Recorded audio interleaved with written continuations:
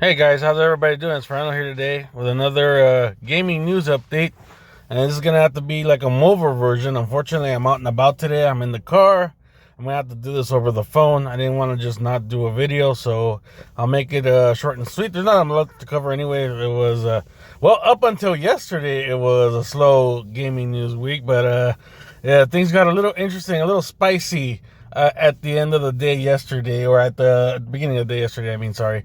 But before we get into the spicier stuff, let's get into the GTA update for the week. So from August 31st to December 6th, let's see, we got additional adjustments to the GTA money payouts in Assault on Caprico to make it more equitable for both teams. Okay, that's good. Bonuses: receive the Blue Tart Tea by popping a bottle of champagne. So go to the casino, pop a bottle of champagne, you get the T-shirt. Receive the Pin Flames livery for the Vapid Cliche Wagon by completing a nightclub management mission and a nightclub source goods mission, which you should be doing because the nightclub sell missions are 2 times money in RP. And that's a pretty good one. The only thing is that it takes a while to build up the nightclub warehouse. But if you do the missions plus the time that the technicians take to make it, you should probably do at least one full warehouse nightclub sale. So let's see how that goes. Also, 3 times money in the nightclub daily income. So that's the money that comes in from your nightclub. So let's say if you got a full bar of popularity, instead of 50K, you'll get 150K, which means your safe's gonna be full in 2 game days, pretty much. So you're gonna be constantly taking money out of that, which is not bad actually. If you actually do exploit that, you can make a good amount of money. It just takes time. And that's the one thing about this week. That's why I didn't give it such a good grade as I did the last couple of days. These take a lot more time because the nightclub, the warehouse takes a while to build up, and the nightclub, the daily income takes a while to build up. But if you get it built up, there you go. You do get good money. And popularity boost on nightclub management missions. That's all right. 2 times money in RP and AP on Arena Wars. I think this is the third week in a row that Arena Wars has been like that. I don't think it's going to let up anytime soon. Discounts: 50% off the Ubermax Zion Classic and the Vapid Festival Bus. 40% off nightclub properties, including upgrades and modifications. So if you want to move your nightclub or you don't have one, this is a good time to do it. Terabytes also 40% off. The Canis Wheel Crawler, the Classic Apocalypse, Future Shock, and Nightmare Impaler versions. The Classic Impaler by itself. The Classic Tulip, the Lifeguard, the Menacer, and the Pegasi Tesseract. You also get 30% off the Scramjet, which is actually a pretty good vehicle. It's a fun vehicle to drive around in. Free vehicles at the Lucky Wheel, you get the Pen Factor Schloggen. At the Prize Ride Car Meet, you get the Pegasi Infernus. And those are the premium race time trials and the test rides. And there's a picture of the T-shirt and the picture of the library. So overall, this is not a bad week, but compared to the other weeks, it's not as good as the week before, and the week prior, and the week prior to that. I mean, crates, the bunker, and the MC sales are all very popular. This is also good, but it's not as good, like I said, because of the reason is it takes a lot longer to build up your warehouse. It takes a lot longer to build up your nightclub, what's it called, the money that you make from the nightclub, the income. Probably what most people should do, I would say, for the nightclub. If you're gonna play the game all day, let that build up and just sell it at the end of the day and go from there. Like whatever you have built up, you might have maybe 30 to 50 crates, sell that, and then next day, go ahead and get another 6 or 8 hours in, and then sell it again. I mean, if that's what you're gonna do, if you're gonna play the game all day, might as well do it that way so you get the benefit of selling every week, or just let it build up and then sell it all at once and sell it at the same time.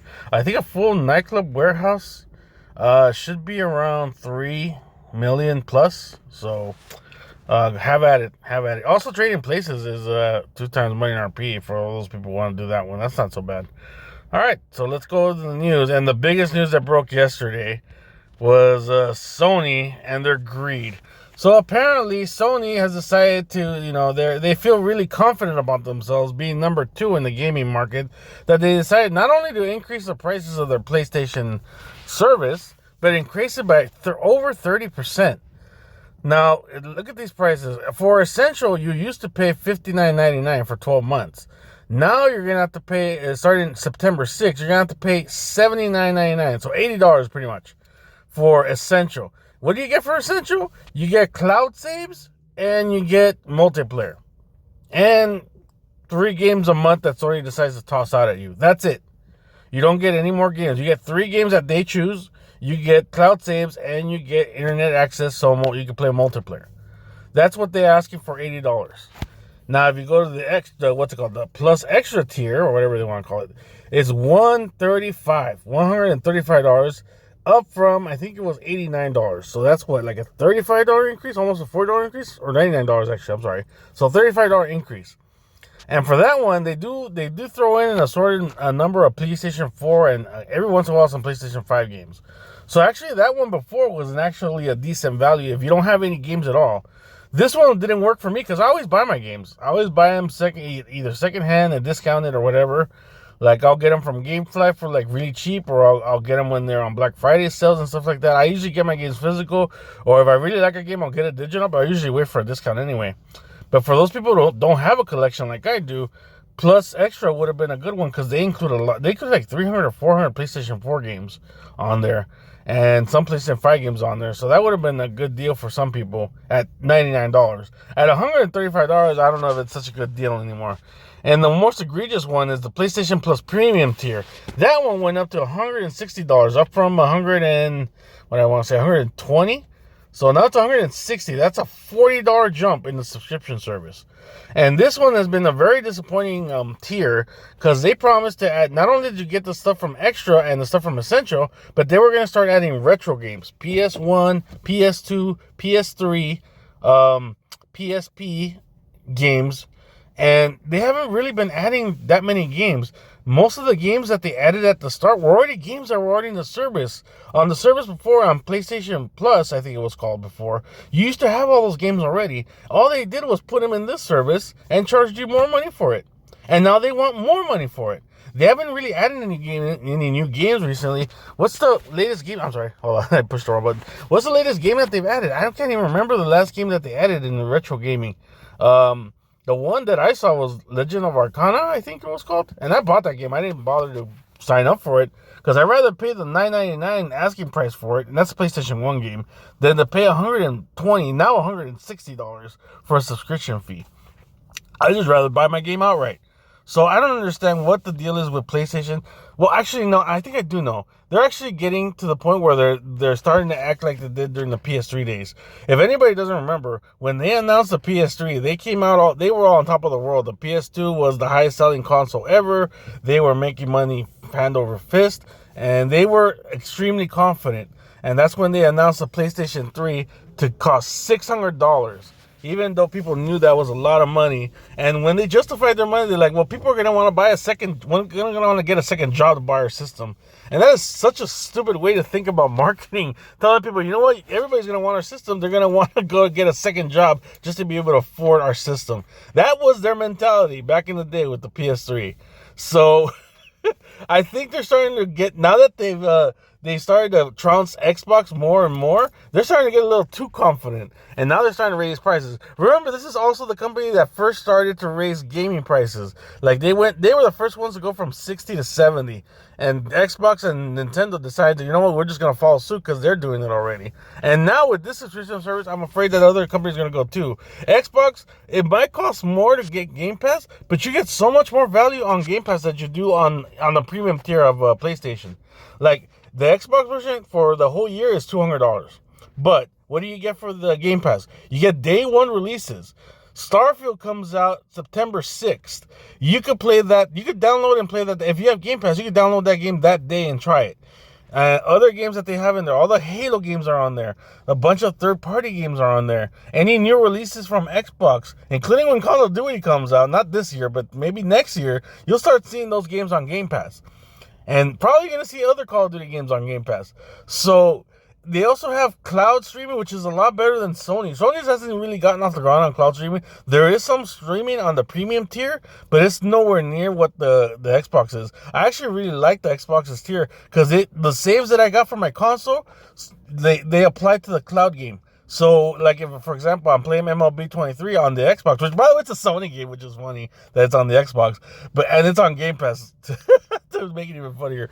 But if I want to play MLB 23, I play it on the console. I play, like, a couple of games on there. I could go outside, and depending on the Wi-Fi, too. But if it's a good Wi-Fi, I could go outside on my handheld. Like, I have an ROG Ally. I have a Steam Deck. And if I want a cloud game on there, I can.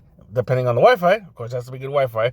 But I could start there, and I could play my saved game from there, from anywhere I'm at. And that's good cloud service. And it's been very steady. The only thing is, of course, you need a good Wi-Fi. But if you got good Wi-Fi, you could totally play your games on the go on handheld systems.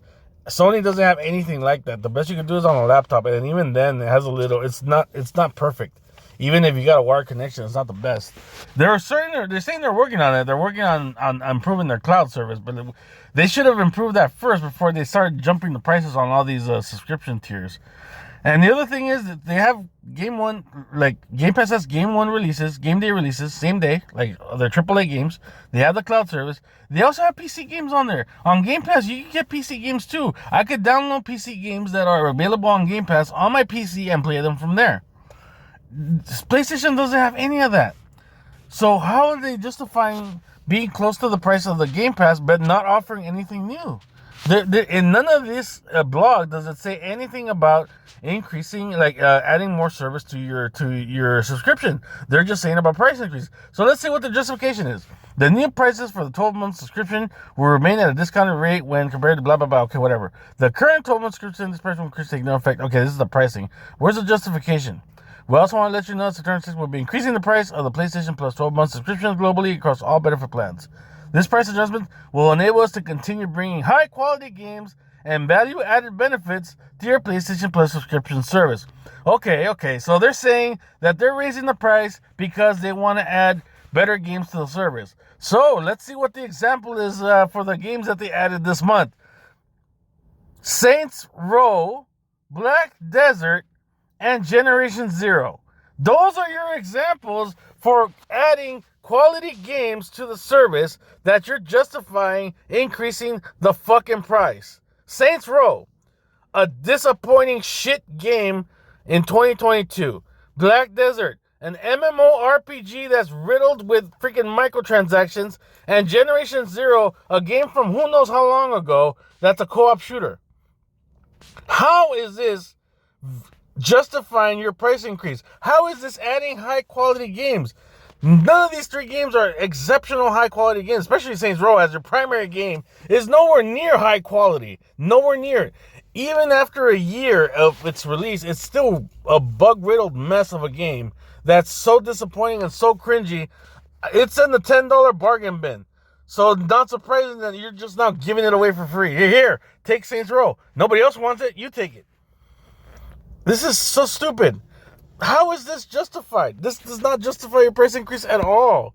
Hey, you know what would have sold me? God of War Ragnarok. That's your game for September. Nope, not God of War Ragnarok. You get Saints Row. Shitty, disappointing game from 2022.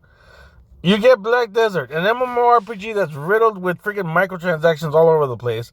And Generation Zero, a game that I don't even remember how long ago it released, but it's a co-op shooter. So unless you have friends to play with, that game sucks. Of course, for August, what game did you have? PGA Tour 2023, which is another game with has a shit ton of microtransactions now. Dreams and Death's Door, which are both decent games. But that was August. This is what they're justifying for September. This is just ridiculous. I'm sorry. And I don't know. I thankfully, when the subscriptions went on sale, when they were maybe $35, I think it was the price. I re-up for 2 years. So my subscription does not expire till 2025. And thank God, because I am not paying $80 for this crap.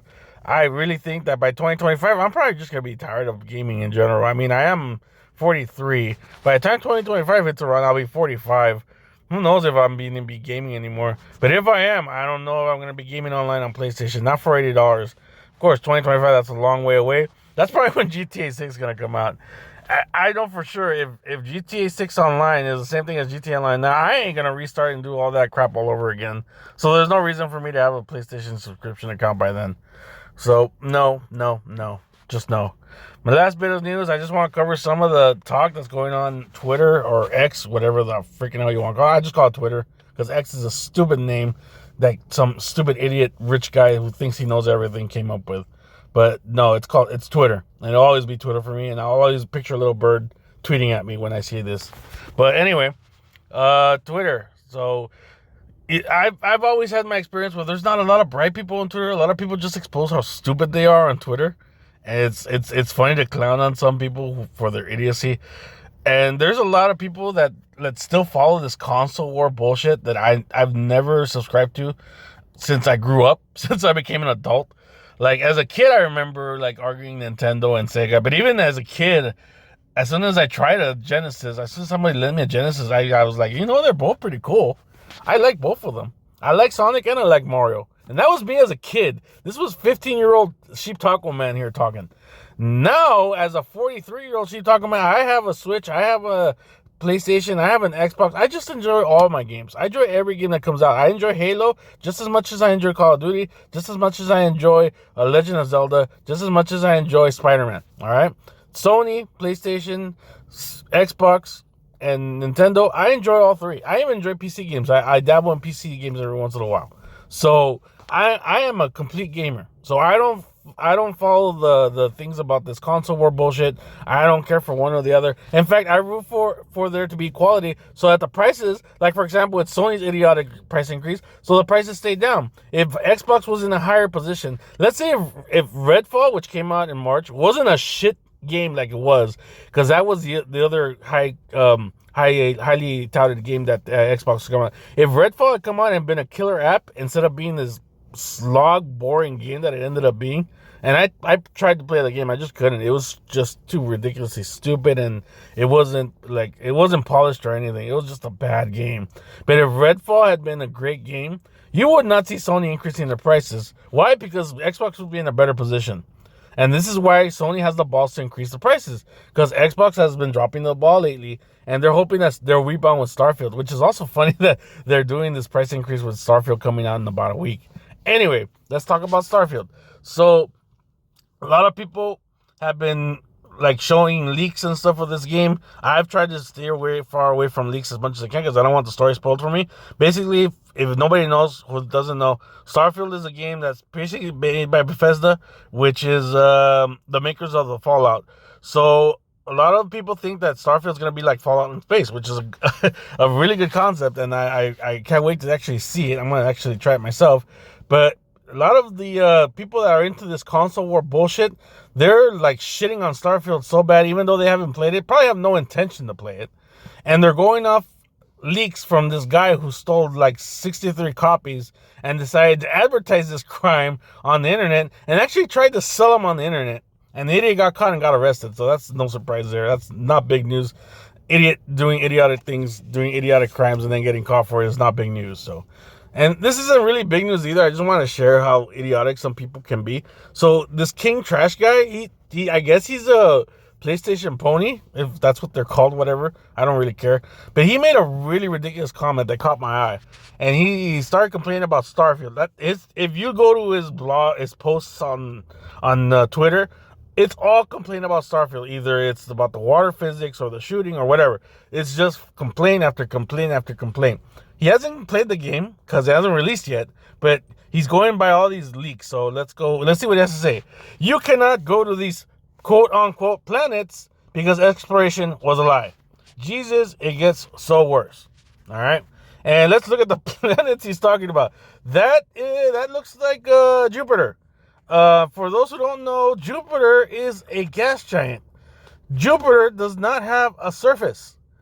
Jupiter, you cannot land on Jupiter because you cannot land on gas. You have a better chance of landing on my fart than you do landing on Jupiter, because Jupiter has no surface, just like my fart. So, the other planet, that is Saturn. Saturn is also a gas giant. You cannot land on Saturn. Saturn has no surface. You cannot explore Saturn. All right? And I think that's another picture of another Saturn-type planet. So, gas giants, for people who don't know, are basically planets made mostly of helium, hydrogen, different types of gases. There is the only solid part of those planets is the main core, which is well within the planet. You cannot get to it. You will die from all the gases before you even get close to the core surface of these planets, because they're so well deep in there. And these gases are called giants for a reason. They are big masses of gas. So there's no hope for you to even get remotely close to the core. So no, you cannot explore these planets. But people like King Trash, and some people have even defended this idiot, think that you could explore these planets. And they even added context to it. They said the LP made it explicitly clear, because in other tweets he backtracked and said, "I never said I wanted to walk on it. I never said I wanted to land on it." What does exploration mean to you then, sir? Exploration means you want to land on the planet and walk around and see what's in there, and you're only gonna find a bunch of gas. So I don't know what you were expecting. He made it explicitly clear that he meant landing and walking on the planet, which he did. And the post is replying, and for full context, it is not possible, as gas giants are not solid mass. And that is 100% correct. They are not mass. They are not solid mass. They are gas mass. And you cannot land on the gas. It'd be like me complaining about not being able to land on a cloud. You just can't. It's not physically possible. And what did he say? How did he respond to all the complaints? Like, for example, this guy saying, well, you should be able to land on the sun. And he's like, no, that's not a planet, that's a star, which is correct. Thank God he learned that in school. You should be able to fly around its surface. You cannot fly around the surface of a sun, because you cannot get remotely close to the sun, because you will bake within being a couple of million meters away from it. You cannot fly on the surface of the sun. You will burn. You idiot. What else? Bro, you need to lay off X for a bit. Yeah, he does. So it's a sim now. It's a simulation is comes close to reality. Yes, a sim would do that. And then here, when the space wizards teleport me to the surface of Neptune, where wind speeds reach 2,000 kilometers per hour. Literally, those winds would rip you apart. But what does Mr. King Trash say? I mean, that should be a thing, though. Go to a high heat, high wind, whatever. Why wouldn't people want this in a game is beyond me. Gee, I don't know. Let me think. Why would I not want to go to a planet where it's 2,000 kilometers per hour winds that'll just blow me from one side of the planet to the other and utterly destroy me? Gee, that sounds like fun. Why don't they incorporate that in the game? Here, it's a gas giant. You physically cannot walk on gas. Never seen an adult so triggered over a video game before. Ready for another 100 posts bashing Starfield tomorrow. And yeah, unfortunately, when Starfield comes out, I'm sure this moron's going to be bashing Starfield to no end. And his response is, you can't physically use jetpacks or make aliens into pets using mind control. I've never seen a game use mind control to turn aliens into pets, but okay. Or maybe it's there, who knows. But, I mean, here we are. And then, of course, there is such a thing as a jetpack, as readers added context. Astronauts use jetpacks, officially called manned manual maneuvering units, MMUs, to move around during untethered spacewalks. Although they were retired following the Space Shuttle Challenger disaster in 1986, similar tech is still used to theater spacewalks. So there are jetpacks, not the ones he's probably thinking about, not the ones that you can fly anywhere you want, but there is some sort of mad maneuvering units, and there still are to this day. I've seen some where it's impressive. It looks like the Tony Stark thing where you're just floating in the air. So we are heading to that phase where jetpacks will be a reality. So for this guy to say he can't physically use jetpacks, he's a moron, because technology is certainly going in that direction. Now, can you use it in space? Well, no, because space exploration is still in its infancy. We're just still trying to figure out how to stay in the moon. So, but it's not beyond the reaches of reality. What is beyond the reaches of reality is going to a gas giant and expecting to go on there and walk around and explore. You fucking idiot. But that's the end of my rant. I just can't, whenever I get on this website, whenever I get on Twitter, it's just, I read the most ridiculous comments. I just want to share this one because this is one of the stupidest ones I've seen ever. And it just made a lot of news over. I mean, a lot of people were talking about it yesterday. So I just wanted to throw in my 2 cents in there. And please, guys, if you guys think that it's okay for a video game to break the laws of reality just for your entertainment, go back to school. All right, please. There has to be some basis in reality in the stuff we do, and so it's okay to have fantasy, but please don't overdo it. All right. This is a SheepTacoMan talking, man. Sorry that this had to be a mobile version. Next time I will be on the laptop doing a more viewer friendly version of this. Thank you guys for watching. Take care. You guys have a good one.